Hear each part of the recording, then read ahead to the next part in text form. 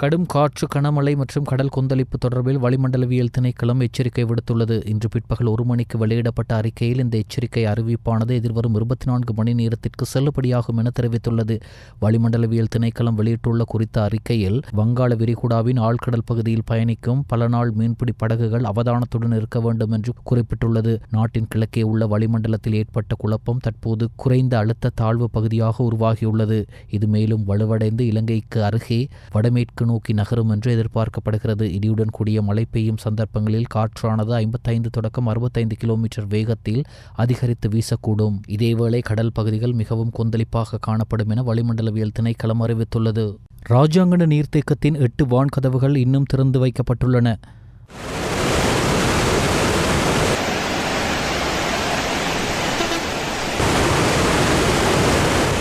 அங்கமுவ நீர்த்தேக்கத்தில் 2 வான்கதவுகள் இன்னும் திறந்து வைக்கப்பட்டுள்ள காட்சியே இது.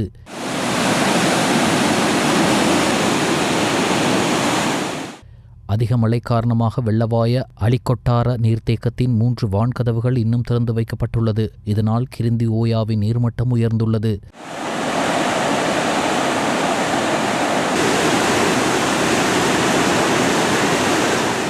அதிக மழை காரணமாக அம்பலங்குட மாதம்பாகம் பகுதியில் வீடுகள் பல மழைநீரில் மூழ்கியுள்ளது. மாதம்பாகம் அரச வைத்தியசாலையும் நீரில் மூழ்கியுள்ளதாக தெரிவிக்கப்படுகிறது.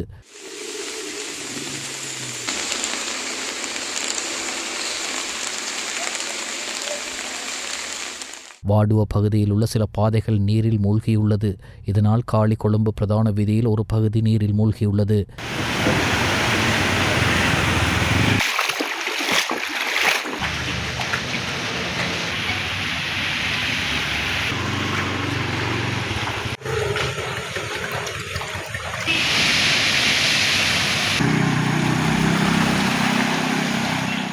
கடந்த நாட்களாக பெய்து வரும் கனமழை காரணமாக காலி பகுதியில் பல பாதைகளும் வீடுகளும் நீரில் மூழ்கியுள்ளது.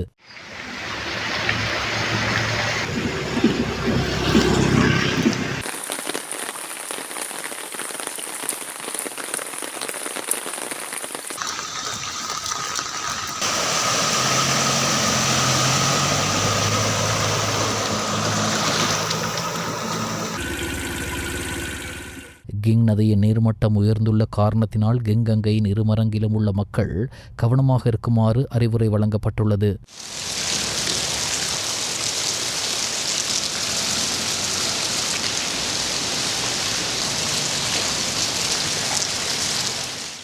இன்று காலை வீசிய அதிக காற்று காரணமாக புகவந்தலாவ கேம்பியன் தோட்ட கூட்டுறவு சங்க கட்டிடத்தின் மீது மரம் ஒன்று விழுந்ததில் கட்டிடத்திற்கு பெரும் சேதம் ஏற்பட்டுள்ளது.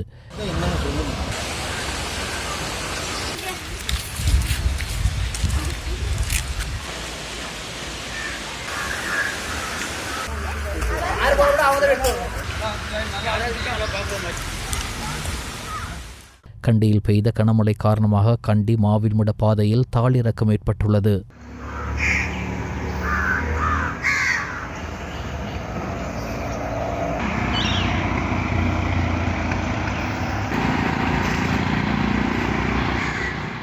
மத்திய மலைநாட்டில் மேற்கு சரிவுகளில் பனிமூட்டம் காரணமாக அட்டன் நுவரெலிய, அட்டன் கொழும்பு வீதிகளில் பயணிக்கும் வாகன சாரதிகள் பெரும் சிரமத்தை எதிர்நோக்கி வருகிறார்கள்.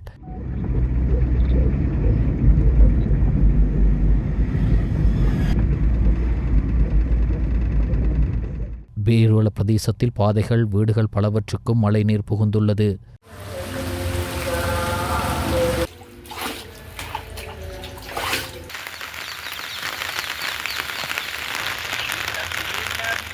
இதே நேரம் பேருவள மீன்பிடி துறைமுகத்திற்கருகில் உள்ள கடலில் சீற்றம் அதிகமாக இருந்தது.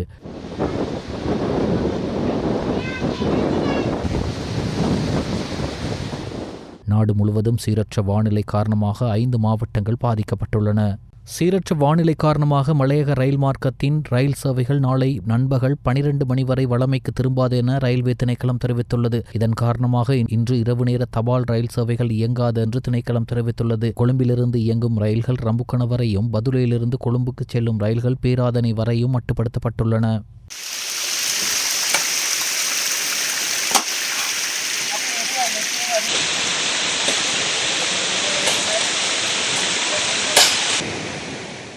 அனர்த்த நிலைமைக்கு மத்தியில் அனர்த்த முகாமைத்துவ குழு மூலம் வழங்கப்பட வேண்டிய சேவைகளை அவசரமாக முன்னெடுக்குமாறு எதிர்க்கட்சித் தலைவர் சஜித் பிரேமதாஸ் இன்று பாராளுமன்றத்தில் தெரிவித்தார். மாத்தறை மாவட்டத்தில் நில்வலா அணைக்கட்டு பிரச்சினை காரணமாக அதிக அளவிலான விவசாய வயல் நிலங்கள் சேதமடைய பார்க்கின்றன. நமக்கு கிடைக்கும் தகவலின்படி இந்த அனர்த்த நிலையால் 3 மனித உயிர்கள் பலியாகியுள்ளன என்று எதிர்க்கட்சித் தலைவர் தெரிவித்தார். அனர்த்தத்தால் பாதிக்கப்பட்டவர்களுக்கு நிவாரணங்களை பெற்றுக் கொடுக்க நாமும் தயார். கடந்த காலங்களில் மக்கள் விடுதலை முன்னணியில் ரெஸ்டார் படை போன்ற திட்டங்களும் முன்னெடுக்கப்பட்டன. இந்த திட்டங்களுக்கு மேலதிகமாக அரசாங்கத்தாலும் வேலை திட்டம் ஒன்றை முன்னெடுங்கள். விசேடமாக இந்த அனர்த்த முகாமைத்துவ வேலை திட்டத்திற்கு எமது எதிர்க்கட்சியின் பங்களிப்பையும் பெற்றுத் தருவோம். எதிர்காலத்தில் அதிகரிக்கும் என எதிர்பார்க்கப்படும் அனர்த்த நிலைமைக்கு மத்தியில் அரசாங்கத்தின் வேலை திட்டத்தை உடனடியாக நாளை காலையில் அல்லது இன்றைய தினத்திலேயே பாராளுமன்றத்திற்கு சமர்ப்பிக்குமாறு எதிர்க்கட்சித் தலைவர் இங்கு கோரிக்கை விடுத்தார். ஜனாதிபதி அனுரகுமார திசாநாயக்கவுக்கும் பல்கலைக்கழக ஆசிரியர் சங்க சம்மேளனத்திற்கும் இடையிலான சந்திப்பொன்று நேற்று முற்பகல் ஜனாதிபதி அலுவலகத்தில் இடம்பெற்றது.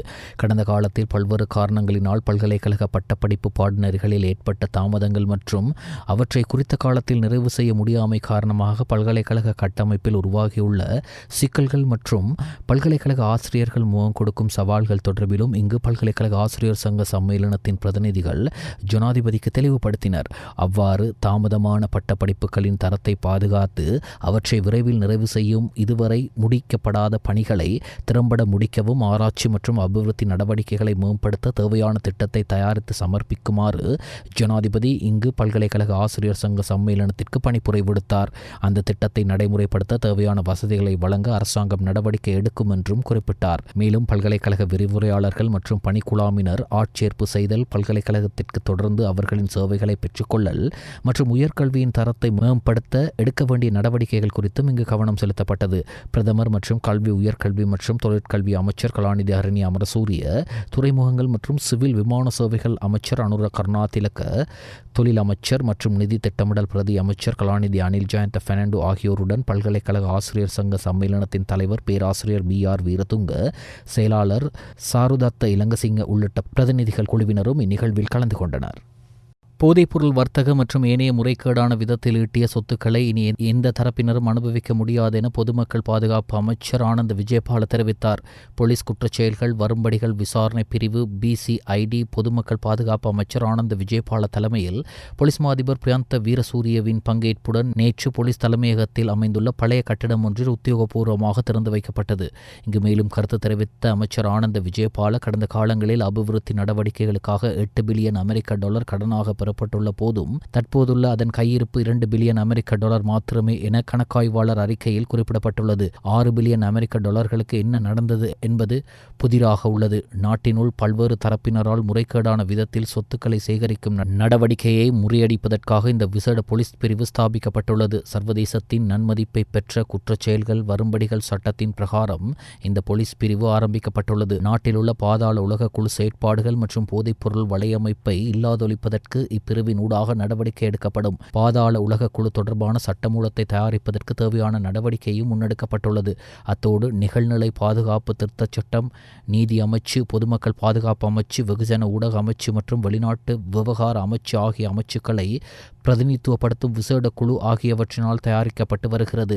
எவ்வாறாயினும் எதிர்வரும் 2 மாதங்களுக்குள் அப்பணிகள் பூர்த்தி செய்யப்படும். பயங்கரவாத ஒழிப்பு சட்டத்தை இல்லாமல் செய்து அதற்கு நிகரான புதிய சட்டத்தை கொண்டு வருவதற்கு அவசியமான குழு நியமிக்கப்பட்டு அதற்கான நடவடிக்கைகளும் முன்னெடுக்கப்பட்டு வருகின்றன. இயற்றப்படும் சட்டங்கள் சமூகம் உணரும் வகையில் முறையாக அமுல்படுத்தப்பட வேண்டும். பொதுமக்களுக்கு நீதி கிடைக்க உரிய நேரத்தில் சட்டத்தை நடைமுறைப்படுத்துவது அவசியம். பாதாள உலக செயற்பாடுகளில் ஈடுபடுபவர்கள் போதைப்பொருள் வர்த்தகத்தை மேற்கொள்பவர்களாவர்.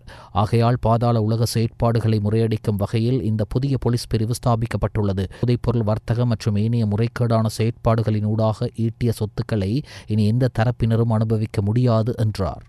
கட்டுநாயக்க பண்டார்நாயக்க சர்வதேச விமான நிலையத்தில் வெளிநாட்டு சுற்றுலா பயணிகளுக்கு வழங்கப்படும் சாரதி அனுமதி பத்திரத்திற்கான கட்டணத்தை $2,000 $15,000 அதிகரிப்பதற்கு அரசாங்கம் தீர்மானித்துள்ளது.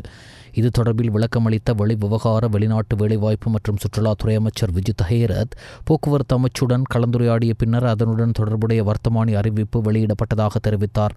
இருப்பினும் அந்த அறிவிப்பில் செலுத்த வேண்டிய தொகை $1 குறிப்பிடப்பட்டுள்ளதால் அது ரூபாயாக மாற்றப்பட்டு அடுத்த வாரம் மீண்டும் குறித்த வர்த்தமானி வர்த்தமானி அறிவிப்பு வெளியிடப்படும் என்றும் அமைச்சர் மேலும் கூறினார். இந்த வசதி எதிர்காலத்தில் வெளிநாட்டினருக்கு மட்டும் மட்டுப்படுத்தப்படாது என்றும் பல ஆண்டுகளுக்கு பிற நாடு திரும்பும் இலங்கையர்களுக்கும் பொருத்தமான கட்டணங்களை செலுத்துவதன் மூலம் அதனை பெற முடியும் என்றும் அமைச்சர் சுட்டிக்காட்டினார். நமது நாட்டிற்கு வரும் வெளிநாட்டினருக்கு மட்டுமல்ல, இலங்கைக்கு வெளியே வசிக்கும் சுமார் 3.5 மில்லியன் இலங்கையர்களுக்கும் போக்குவரத்து அமைச்சு ஒரு முடிவை எடுத்தது. அவர்களில் பெரும்பாலானோர் 10 முதல் 15 ஆண்டுகளுக்கு மேலாக அந்த நாடுகளில் வசித்து வருகின்றனர். அவர்கள் இலங்கைக்கு வரும்போது அவர்களுக்கும் இந்த தேவை எழுகிறது. சுற்றுலா பயணிகளுக்கு மட்டுமல்ல, நமது தூதரகங்களின் ராஜதந்திர பணிகளில் ஈடுபடுபவர்களுக்கும் அந்த தேவை உள்ளது. முதலீட்டாளர்கள் கொண்டு வரப்படும் போது, புதிய தொழில்கள் தொடங்கும் போது அந்த நிறுவனங்களின் சேவைகளை வழங்குபவர்களுக்கும் அந்த தேவை உள்ளது.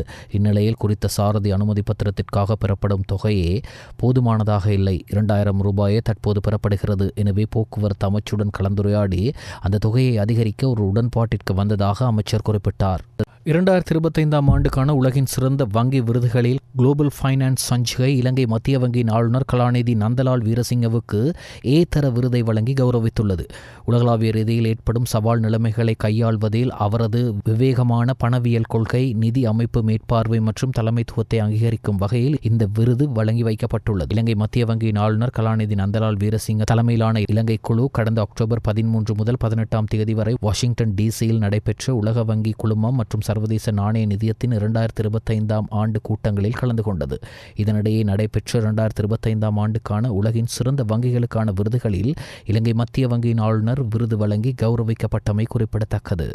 இக்கடுவ மாவத்தகம பகுதியில் உள்ள ஒரு வீட்டை இலக்கு வைத்து துப்பாக்கிச்சூடு நடத்தப்பட்டுள்ளது. மோட்டார் சைக்கிளில் பிரவேசித்த அடையாளம் தெரியாத 2 நபர்கள் துப்பாக்கிச்சூடு நடத்திவிட்டு தப்பிச் சென்றுள்ளதாக தெரிவிக்கப்படுகிறது. துப்பாக்கிச்சூட்டில் உயிர் சேதம் எதுவும் ஏற்படவில்லை. ஆனால் சுமார் 4 துப்பாக்கிச்சூடுகள் நடத்தப்பட்டதாகவும் வீட்டின் மதில் மற்றும் ஜன்னல் மீது துப்பாக்கிச்சூடு நடத்தப்பட்டதாகவும் கூறப்படுகிறது. சம்பவம் குறித்து இக்கடுவ போலீசார் மேலதிக விசாரணைகளை முன்னெடுத்து வருகின்றனர். நேபாளத்தில் கைது செய்யப்பட்டு இந்நாட்டிற்கு அழைத்து வரப்பட்ட ஒழுங்கமைக்கப்பட்ட குற்ற கும்பலின் உறுப்பினரான கம்பஹா பபா என்ற சந்தேக நபரிடமிருந்து பெறப்பட்ட தகவல்களின்படி 50 T-56 தோட்டாக்கள் மீட்கப்பட்டுள்ளன. கலனி பிரிவு குற்றப்புலனாய்வு பணியகத்தில் விசாரிக்கப்படும் கம்பஹா பபா பாலியகுட பிரிவு குற்றப்புலனாய்வு பணியகத்திற்கு கொண்டு செல்லப்பட்டார். விசாரணையின் போது தெரியவந்த தகவல்களின்படி கந்தான கரவலப்பிட்டி அதிவேக நெடுஞ்சாலை நுழைவாயிலில் உள்ள ஒரு தூணுக்கு அருகில் சுமார் 50 தோட்டாக்கள் கண்டுபிடிக்கப்பட்டன. தொடர்புடைய வெடிமருந்துகள் வலிசரை நீதவான் நீதிமன்றத்தில் ஆஜர்படுத்தப்பட்டதோடு மேலும் கெஹல்பத்திர பத்மே அவற்றை அவருக்கு கொடுத்ததாக தெரியவந்துள்ளது. ஒழுங்கமைக்கப்பட்ட குற்றவாளியான கணேமுள்ள சஞ்சீவ கொலை வழக்கின் பிரதான சந்தேக நபராக தேடப்பட்டு வந்த நிலையில் நேபாளத்தில் கைது செய்யப்பட்டு நாட்டிற்கு அழைத்து வரப்பட்ட இஷாரா செவ்வந்திக்கு உதவிய குற்றச்சாட்டில் கைதான போலீஸ் கான்ஸ்டபிள் ஒருவர் உட்பட 4 விளக்கமறியலில் வைக்குமாறு கொழும்பு நீதவான் நீதிமன்றம் உத்தரவிட்டுள்ளது. சந்தேக நபரான இஷாரா செவ்வந்திக்கு தங்குமிட வசதிகளை வழங்கிய மதுகம வலிபெண்ண பகுதியைச் சேர்ந்த போலீஸ் கான்ஸ்டபிள், அவரது மனைவியின் தாயார் மதுகம ஷான் என்ற ஒழுங்கமைக்கப்பட்ட குற்றவாளியின் உதவியாளர் மற்றும் மற்றொரு பெண் ஆகியோர் கொழும்பு குற்றப்பிரிவால் அண்மையில் கைது செய்யப்பட்டனர். போலீஸ் கான்ஸ்டபிளின் மனைவியின் தாயார் நேற்று முன்தினம் நீதிமன்றத்தில் ஆஜர்படுத்தப்பட்ட பின்னர் எதிர்வரும் 24 தேதி வரை விளக்கமறியலில் வைக்கப்பட்டுள்ளனர். இந்த நிலையில் பெண் உட்பட 3 சந்தேக நபர்களும் நேற்று கொழும்பு மேலதிக நீதவான் நுவன் கௌசல்யா முன் ஆஜர்படுத்தப்பட்டனர். இதன்போது அவர்களை எதிர்வரும் 24 தேதி வரை விளக்கமறியலில் வைக்க நீதவான் உத்தரவிட்டுள்ளார். சஞ்சீவ கொலைக்கு பின்னர் அவர் பல நாட்கள் மறைந்திருந்ததாக கூறப்படும் இடங்களை ஆய்வு செய்ய அழைத்து செல்லப்பட்ட நிலையில் தற்போது கிளிநொச்சி பகுதிக்கு அழைத்து செல்லப்பட்டுள்ளார். இதேவேளை கெஹல்பத்திர பத்மே தலைமையில் நிகழ்த்தப்பட்ட கணேமுள்ள சஞ்சீவ கொலை செய்யப்பட்ட சம்பவம் தொடர்பில் பல அதிர்ச்சிகரமான தகவல்கள் வெளியிடப்பட்டுள்ளன. விசாரணைகளின் போது இஷாரா செவ்வந்தி என்ற பெண் ஐரோப்பிய நாட்டொன்றுக்கு செல்வதுதான் தனது வாழ்நாள் கனவாக இருந்ததாகவும் அந்த கனவை நனவாக்குவதற்காக கெஹல்பத்திர பத்மே அந்த கனவை நனவாக்குவதாக கெஹல்பத்திர பத்மே அளித்த வாக்குறுதியின் பேரில்தான் கொலை சம்பவத்திற்கு உதவியாக செயல்பட்டதாகவும் தெரிவித்துள்ளார். குறித்த சம்பவத்திற்காக தான் எந்த வகையான பணத்தையும் பெற்றுக்கொள்ளவில்லை எனவும் தன்னை ஐரோப்பிய நாட்டிற்கு அனுப்புவதாக கெஹல்பத்திர பத்மே கூறிய வாக்குறுதியே தான் கொலைக்கு உதவியதற்கான காரணம் எனவும் இஷாரா செவ்வந்தி தெரிவித்துள்ளார். மேலும் கெஹல்பத்திர பத்மே தனது வாக்குறுதியை நிறைவேற்றும் பொருட்டு இஷாராவுடன் கைது செய்யப்பட்ட JK பாய் என்ற நபருக்கு 65 லட்சம் ரூபாய் வழங்கி போலி பயண ஆவணங்களை தயாரித்து ஐரோப்பிய நாட்டுக்கு அனுப்ப ஏற்பாடுகள் செய்திருந்ததாகவும் தெரிவிக்கப்படுகின்றது.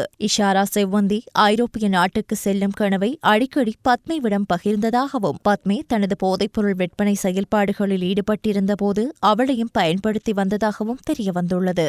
இந்துக்களின் திருநாளான தீபாவளி தினத்தை இலங்கை வாழ் இந்து மக்கள் வெகு விமர்சையாக நேற்று கொண்டாடினர். தீபாவளியை முன்னிட்டு நாட்டில் பல்வேறு பிரதேசங்களிலுள்ள ஆலயங்களில் விசேட பூஜை வழிபாடுகளும் நடைபெற்றன. அந்த வகையில் கொழும்பில் உள்ள பல கோவில்களிலும் சிறப்பு பூஜைகள் நடைபெற்றன. பிரசித்தி பெற்ற கோவில்களில் ஒன்றான மைராபதி ஸ்ரீ பத்ரகாளி அம்மன் ஆலயத்திலும் நேற்று விசேட பூஜை வழிபாடுகள் நடைபெற்றது. இதேவேளை பகவான் வெங்கடேஸ்வரருக்காக அர்ப்பணிக்கப்பட்ட தெகிவளையில் உள்ள புகழ்பெற்ற ஆலயங்களில் ஒன்றான ஸ்ரீ வெங்கடேஸ்வரா மகாவிஷ்ணுமூர்த்தி தேவஸ்தானத்திலும் நேற்றைய தினம் தீபாவளி சிறப்பு பூஜைகள் வெகு விமர்சையாக நடைபெற்றது. அத்தோடு மலையகத்தில் பல ஆலயங்களிலும் விசேட வழிபாடுகள் இடம்பெற்றது. அந்த வகையில் ஹட்டன் மாநகரத்தில் உள்ள அருள்மிகு ஸ்ரீ மாணிக்க பிள்ளையார் ஆலயத்தின் பிரதான குருக்கள் சிவஸ்ரீ சட்குண சண்முகரன் குருக்கள் தலைமையில் தீபாவளி விசேட சமய வழிபாடுகள் நடைபெற்றன. விசேட பூஜை வழிபாடுகளில் ஹட்டன் போலீஸ் நிலைய போலீஸ் அதிகாரிகள், ஆலய பரிபாலன சபையினர் உட்பட பொதுமக்களும் கலந்து கொண்டனர். களுத்துறையில் அமைந்துள்ள களுத்துறை ஸ்ரீ கதிர்வேலாயுத சுவாமி தேவஸ்தானத்தில் தீபாவளி சிறப்பு வழிபாடுகள் நடைபெற்றது. பொதுமக்கள் பலரும் வழிபாடுகளில் கலந்து கொண்டு தீபாவளி தினத்தை கொண்டாடினர். இதே நேரம் கண்டி மாநகரத்தில் பல பிரதேசங்களிலும் தீபாவளி தினத்தை முன்னிட்டு விசேட பூஜை வழிபாடுகள் நடைபெற்றன.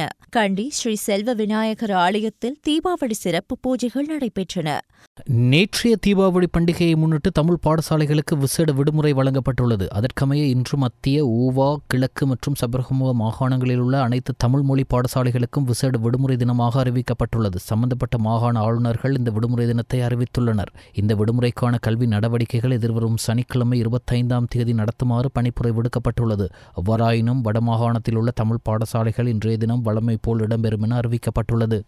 கொழும்பு சினமன் லைஃப் ஹோட்டலில் நடைபெற்ற அகில இலங்கை முஸ்லிம் வாலிபர் சங்கங்களின் பேரவையின் 75வது ஆண்டு மாநாட்டில் பிரதமர் கலாநிதி ஹரணி அமரசூரிய கலந்து கொண்டார். முன்னாள் அரசு சிவில் உத்தியோகத்தரும் செனட்டருமான கலாநிதி AMA அசீஸ் அவர்களினால் ஸ்தாபிக்கப்பட்ட YMMA இளைஞர்களின் சமூக ஈடுபாட்டின் மூலம் அர்த்தமுள்ள மாற்றத்தை ஏற்படுத்த முடியும் என்ற நம்பிக்கையின் அடிப்படையில் நிறுவப்பட்டதாகும். பல ஆண்டுகளாக இந்த நோக்கு பேணப்பட்டு வருகின்றது. பாராளுமன்ற சட்டத்தின் மூலம் இணைக்கப்பட்டு ஒரு தொண்டு நிறுவனமாக அங்கீகரிக்கப்பட்டுள்ள YMMA சமூக நலன் மற்றும் சமூக மேம்பாட்டின் தூணாக விளங்குகிறது. இந்த நிகழ்வில் உரையாற்றிய பிரதமர், கல்வி, இளைஞர் அபிவிருத்தி, அனர்த்த நிவாரணம், உதவிகள் தேவைப்படுகின்ற பெண்கள் மற்றும் குடும்பங்களுக்கு வலுவூட்டுதல், சமூக நலன்புரி சேவை ஆகியவற்றில் முன்னெடுக்கப்படும் செயல் திட்டங்கள் மூலம் இந்த அமைப்பு ஆயிரக்கணக்கான தனிநபர்களுக்கும் சமூகங்களுக்கும் ஆதரவளித்து வருகின்றது. இளம் முஸ்லிம் பெண்கள் சங்கத்தின் பெண்களை வலுவூட்டல் திட்டம், மீண்டும் பாடசாலைக்கு திட்டம் போன்ற முயற்சிகள் மூலம் முஸ்லிம் பெண்களுக்கு ஆதரவளிப்பதில்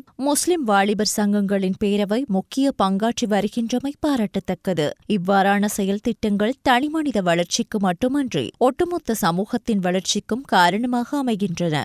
உங்களது உறுப்பினர்கள் மற்றும் கிளைகளின் இந்த வருடாந்த அங்கீகாரமானது மற்றவர்களுக்கு சேவை செய்வதற்காக தமது நேரத்தையும் ஆற்றலையும் வளங்களையும் வழங்கியவர்களின் அர்ப்பணிப்பை பிரதிபலிக்கிறது. பொறுப்பும் திறமையும் மிக்க இளைஞர் சமுதாயத்தினை உருவாக்குவதில் முஸ்லிம் வாலிபர் சங்கங்களின் பேரவையின் தொடர்ச்சியான உறுதிப்பாட்டை நான் பாராட்டுகிறேன். இந்த முயற்சிகளின் மூலமே சமத்துவம், புரிதல் மற்றும் சம வாய்ப்புகள் மிக்க சமூகத்தை உருவாக்குதல் சாத்தியமாகும் என தெரிவித்தார். இந்த நிகழ்வில் பிரதி சபாநாயகர் ரிஸ்விசாலி, பாராளுமன்ற உறுப்பினர் MALM ஹிஸ்புல்லா, முஸ்லிம் வாலிபர் சங்கங்களின் பேரவை உறுப்பினர்கள் உள்ளிட்ட விசேட அதிதிகளும் கலந்து கொண்டனர். ஒரு பாடசாலை திறக்கப்படும் போது 1000 சிறைச்சாலைகள் மூடப்படுகின்றன என்று பழமொழி ஒன்று காணப்படுகிறது. இதற்கு பாடசாலைகள் மூடுவதை விடுத்து தற்போதுள்ள பாடசாலை முறையை வலுப்படுத்தும் நடவடிக்கையே நாம் முன்னெடுத்துச் செல்ல வேண்டும். பாடசாலை கட்டமைப்பில் காணப்பட்டு வரும் பௌதீக மற்றும் மனித வளங்கள் தேவைப்பாடுகளை பூர்த்தி செய்து காலத்துக்கு ஏற்றால் போல் நவீனமயப்படுத்தப்பட்ட கல்வி திட்டத்தை நோக்கி நகர வேண்டும் என எதிர்க்கட்சித் தலைவர் சஜித் பிரேமதாச தெரிவித்தார். தகவல் தொழில்நுட்ப கல்வி, ஆங்கில மொழி மற்றும் பிறமொழி அறிவு உள்ளிட்ட கல்வியை சிறுவயதிலிருந்தே வழங்குவதற்கு பிரபஞ்சம் வேலை திட்டத்தை நாம் முன்னெடுத்து வந்தோம். அன்று பிரபஞ்சம் வேலை திட்டங்களை பார்த்து பரிகசித்த தற்போதைய ஆளும் தரப்பைச் சேர்ந்தோர் இன்று பாடசாலைகள் மூடும் திட்டத்தை முன்னெடுத்து வருகின்றனர். அன்று பிரபஞ்ச திட்டத்தை பார்த்து சிரித்தவர்கள் இன்று அமைச்சு பதவிகளை வகித்துக் கொண்டு நாட்டை ஆட்சி செய்தாலும் நாட்டின் கல்வித்துறைக்காக எதனையும் மேற்கொள்வதாக தெரியவில்லை. கல்வியில் காணப்பட்டு வரும் ஏற்றத்தாழ்வுகளை போக்குவதற்கு நாம் பிரபஞ்சம் திட்டம் ஊடாக நடவடிக்கை எடுத்தோம். பாடசாலைகளை அபிவிருத்தி செய்வதற்கு பதிலாக பாடசாலைகளை மூடும் திட்டங்களை தற்போதைய ஆட்சியாளர்கள் முன்னெடுத்து வருகின்றனர் என எதிர்க்கட்சித் தலைவர் சஜித் பிரேமதாச தெரிவித்தார். நோச்சியாகம துணுமடலாவ புராண ஸ்ரீ போதிருக்காராம விஹாரையில் நேற்று இடம்பெற்ற எதிர்க்கட்சித் தலைவரின் நடமாடும் சேவை நிகழ்வில் கலந்து கொண்டு உரையாற்றும் போதே எதிர்க்கட்சித் தலைவர் சஜித் பிரேமதாச இதனை தெரிவித்தார்.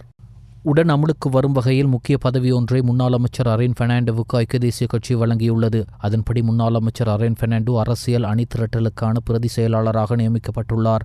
முன்னாள் அமைச்சர் அரேன் பெர்னாண்டோவுக்கு வழங்கப்பட்ட பதவியின் பொறுப்பு நாட்டில் உள்ள அனைத்து அரசியல் கட்சிகளையும் ஒன்றிணைத்து அவற்றை ஒரு பொதுவான நிகழ்ச்சி நிரலில் ஈடுபடுத்துவதாகும் என்று ஐக்கிய தேசிய கட்சி அறிவித்துள்ளது. இதற்கு மேலதிகமாக ஐக்கிய தேசிய கட்சி ஏற்பாடு செய்யும் 1000 கூட்டங்களும் அரேன் பெர்னாண்டோவே பொறுப்பேற்க உள்ளதாக தெரிவிக்கப்படுகிறது. ரூணு பல்கலைக்கழகத்தின் விவசாய பீடத்தின் 2ஆம் மற்றும் 3ஆம் ஆண்டு மாணவர்களை மறு அறிவிப்பு வரும் வரை உடனடியாக பல்கலைக்கழக வளாகத்தை விட்டு வெளியேறுமாறு அறிவுறுத்தப்பட்டுள்ளனர். 2 குழுக்களுக்கு இடையில் ஏற்பட்ட மோதலை தொடர்ந்து இந்த உத்தரவு பிறப்பிக்கப்பட்டுள்ளது. நேற்று முன்தினம் நடைபெற்ற கிரிக்கெட் போட்டியின் புள்ளிகள் வழங்கப்பட்டமை தொடர்பான கருத்து வேறுபாடு காரணமாக மோதல் வெடித்த நிலையில் அது பின்னர் தீர்க்கப்பட்டது. இருப்பினும் நேற்றைய தினம் இந்த சம்பவம் தொடர்பாக 2 குழுக்களிடையே மோதல் ஏற்பட்டதால் சுமார் 6 மாணவர்கள் காயமடைந்தனர். 2025 ஜனவரி முதல் செப்டம்பர் வரையிலான காலப்பகுதியில் வெளிநாட்டு நேரடி முதலீட்டுக்கான வரவுகள் 827 மில்லியன் அமெரிக்க டாலரை எட்டியுள்ளதாக இலங்கை முதலீட்டு சபை தெரிவித்துள்ளது. 2024ஆம் ஆண்டின் இதே காலகட்டத்துடன் ஒப்பிடுகையில் இது 138% அதிகரிப்பை காட்டுவதாக சுட்டிக்காட்டப்பட்டுள்ளது. இந்த முதலீட்டு வரவு 4 மூலதனங்களினூடாக கிடைக்கப்பெற்றுள்ளதாக அறிவிக்கப்பட்டுள்ளது. அதன்படி பங்கு மூலதனம் ஊடாக 133 மில்லியன் அமெரிக்க டாலரும் மீண்டும் முதலீடு செய்யப்பட்ட வருவாயூடாக 132 மில்லியன் அமெரிக்க டாலரும் முதலீட்டு நிறுவனங்களுக்கான வெளிநாட்டு கடன்களினூடாக 231 மில்லியன் அமெரிக்க டாலரும் முதலீடுகளுக்கான நீண்டகால வெளிநாட்டு கடன்களினூடாக 331 மில்லியன் அமெரிக்க டாலரும் கிடைக்கப்பெற்றுள்ளன.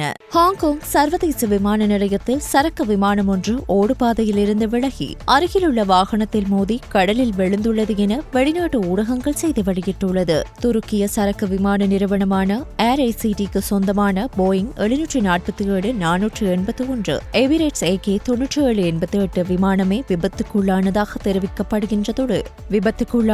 தெரிவிக்கப்படுகிறதுடன் விபத்தில் 2 பேர் உயிரிழந்துள்ளனர். இருப்பினும் விமானத்தில் 4 பணியாளர்கள் உயிர் பிழைத்து வைத்தியசாலைக்கு கொண்டு செல்லப்பட்டுள்ளனர். மேலும் பாதிக்கப்பட்ட ஓடுபாதையை மூட விமான நிலைய அதிகாரிகள் முடிவு செய்துள்ளதாக வெளிநாட்டு ஊடகங்கள் மேலும் தெரிவிக்கின்றன. தீபாவளி பண்டிகையையொட்டி அயோத்தியின் சரையு நதிக்கரையில் ஒவ்வொரு ஆண்டும் லட்சக்கணக்கான தீபங்களை ஏற்றி வழிபாடு நடத்துவது வழக்கமாகும். இந்த நிலையில் உத்தரப்பிரதேசத்தின் அயோத்தி நகரில் சுற்றுலாத்துறை, மாநில அரசு மற்றும் அயோத்தி மாவட்ட நிர்வாகம் ஆகியவை இணைந்து மகா தீபத் திருவிழாவை நடத்தியது. இதன்போது சரையு ஆற்றின் கரையில் 26,17,215 அகல் விளக்குகள் ஏற்றி லட்சம் திரளான மக்கள் கலந்து கொண்டு தீபங்களை ஏற்றினர். உத்தரப்பிரதேசத்தின் முதலமைச்சர் யோகி ஆதித்யநாத் 26 லட்சத்திற்கும் அதிகமான விளக்குகளை ஏற்றியமைக்கு கின்னஸ் உலக சாதனைக்கான சான்றிதழை பெற்றார். இந்த நிகழ்ச்சியில் பல்கலைக்கழகங்கள் மற்றும் கல்லூரிகளைச் சேர்ந்த 10,000த்திற்கும் மேற்பட்ட தன்னார்வலர்கள் கலந்து கொண்டிருந்தமை குறிப்பிடத்தக்கது.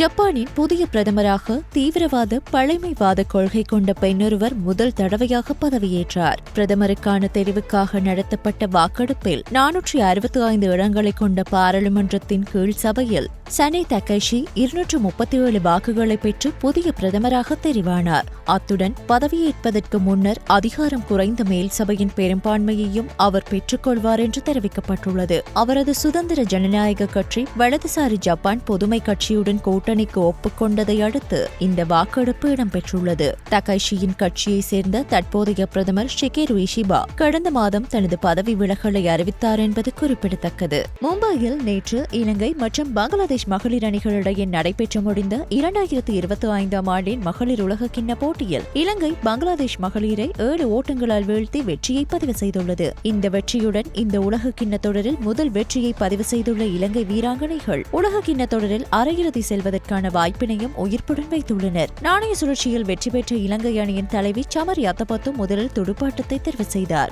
அதன்படி முதலில் துடுப்படுத்தாடிய இலங்கை மகளிர் அணியினர் சமரி அத்தபத்து மூலம் சிறந்த ஆரம்பம் பெற்ற போதிலும் பின்னர் மந்தகதியில் ஓட்டங்கள் குவிந்ததன் காரணமாக 48.4 ஓவர்களில் அனைத்து விக்கெட்டுகளையும் இழந்து 202 ஓட்டங்கள் மட்டுமே பெற முடிந்தது. பங்களாதேஷ் பந்துவீச்சு சார்பாக சொர்ணா அக்தேர் 3 விக்கெட்டுகளையும் ரெபியா கான் 2 விக்கெட்டுகளையும் பெற்றனர். போட்டியின் இறுதி ஓவரில் 6 பந்துகளுக்கு 9 ஓட்டங்கள் தேவைப்பட்டிருக்க பங்களாதேஷ் அணியானது 194 ஓட்டங்களுக்கு 5 விக்கெட்டுகளை இழந்து காணப்பட்டிருந்தது. எனினும் இறுதி ஓவரில் முதல் 4 விக்கெட்டுகளை இழந்த பங்களாதேஷ் வீராங்கனைகள் ஒரு ஓட்டத்தினை மாத்திரமே பெற்றுக்கொள்ள போட்டியில் அவர்கள் 50 ஓவர்களுக்கு 9 விக்கெட்டுகளை இழந்து 195 ஓட்டங்களுடன் போட்டியில் படுதோல்வி அடைந்துள்ளனர்.